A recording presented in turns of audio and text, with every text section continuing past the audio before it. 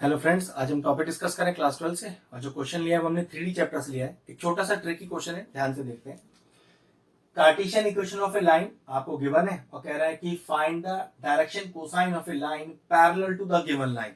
मतलब कि इस लाइन के पैरेलल एक लाइन ले आओ पहले और फिर उसके डायरेक्शन कोसाइन बता दो। तो चलो ठीक है, गिवन देखो क्या आपके जो इक्वेशन गिवन है क्या वो स्टैंडर्ड फॉर्म में है। अगर स्टैंडर्ड नहीं है तो पहले स्टैंडर्ड लाना जरूरी है, तभी उसके पैरेलल आप इक्वेशन ला सकते हो। स्टैंडर्ड का मतलब ये होता है कि ये जो x, y और z दिख रहा है इनके पास कोई कोएफिशिएंट नहीं होना चाहिए। जबकि देखो पहले वाले केस में x का कोएफिशिएंट 2 है, तो पहले इस 2 को हटाते हैं यहां से, ठीक है। उसके बाद देखेंगे क्या करना है।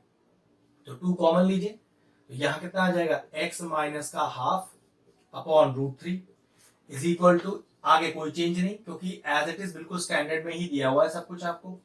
अब इस 2 को √3 के नीचे ले जाएंगे, तो x minus half upon √3/2, y plus 2 upon 2 और z माइनस 3 अपॉन 3। गिवन जो इक्वेशन है लाइन की वो बिल्कुल स्टैंडर्ड फॉर्म में आ चुकी है। अब आपको एक ऐसी लाइन की इक्वेशन चाहिए जो इसके पैरेलल हो।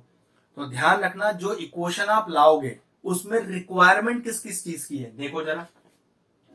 x माइनस x1 अपॉन, याद रखो यहां पर a भी हो सकता है l भी हो सकता है, बताऊंगा ये क्या होता है। इसी तरह से y minus y1 upon b भी हो सकता है, m भी हो सकता है, आएगा कोई एक ही, अभी समझा दूंगा क्या आना है। z minus z1 upon c भी हो सकता है, n भी हो सकता है। क्या मतलब है, अगर मैं अपॉन में a b c लूंगा तो मैं इसे डायरेक्शन रेशियोज मान के चलूंगा, और अगर l m n लूंगा तो इसे मैं डायरेक्शन कोसाइन मान के चलूंगा, क्योंकि हमसे कोसाइन की बात कर रहा है। तो ध्यान रखना, आपको अपॉन में अब क्या लिखना है, l लिखना है, इसमें m लिखना है और इसमें n लिखना है। अगर डायरेक्शन रेशियो से जुड़ी बात होती तो ABC लिखते, ठीक है।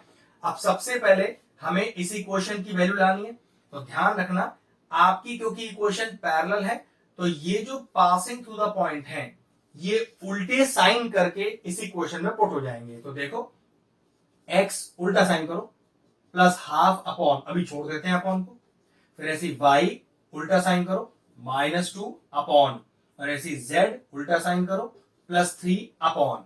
तो ध्यान रखें, ये जो passing through the point x1 y1 z1 रखते हैं उसके लिए तो साइन रिवर्स करके एज इट इज कॉपी करते हैं, और जो नीचे का एलिमेंट है ये वाले एलिमेंट जो एक्चुअल में डायरेक्शन कोसाइन ही है उन्हें directly as it is copy कर देते हैं, कुछ करने की जरूरत ही नहीं होती। तो डायरेक्टली क्या आंसर आ गया, यहां आ गया √3/2, यहां आ गया 2, यहां आ गया 3। आपके पास लाइन की इक्वेशन आ गई जो गिवन लाइन के पैरेलल है। लेकिन आपको लाइन की इक्वेशन चाहिए ही नहीं थी, आपको तो सिर्फ डीसी चाहिए थे, मतलब direction cosine. L M N ये रहे आपके डायरेक्शन कोसाइन।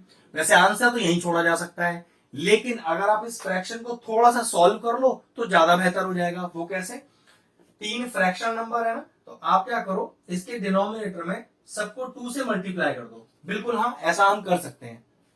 तो देखो नीचे कितना हो जाएगा सॉल्व करके, नीचे हो जाएगा √3, ये हो जाएगा 4 और ये हो जाएगा 6।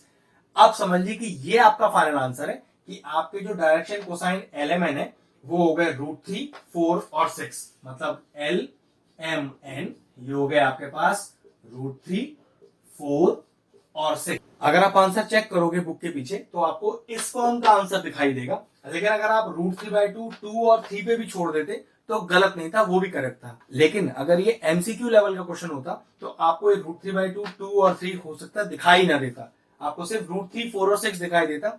इसलिए मैंने आपको इस तरह से फ्रैक्शन सॉल्व करना सिखाया। तो हमारा फाइनल आंसर क्या हुआ कि direction cosine of a line parallel to the given line are √3, 4 and 6। Question finish हुआ, वीडियो फिनिश करते हैं। अगर आपको हमारे वीडियोस पसंद आ रहे हैं और इन्फॉर्मेटिव लग रहे हैं तो आप हमारे चैनल की प्लेलिस्ट में जाकर आपको किसी भी चैप्टर में किसी भी क्वेश्चन का डाउट है उसका डेडिकेटेड वीडियो आपको मिल जाएगा। तकरीबन सारे इंपॉर्टेंट क्वेश्चंस के वीडियोस आपको हमारे चैनल पे मिल जाएंगे, आप जाके उन्हें चेक कर सकते हैं।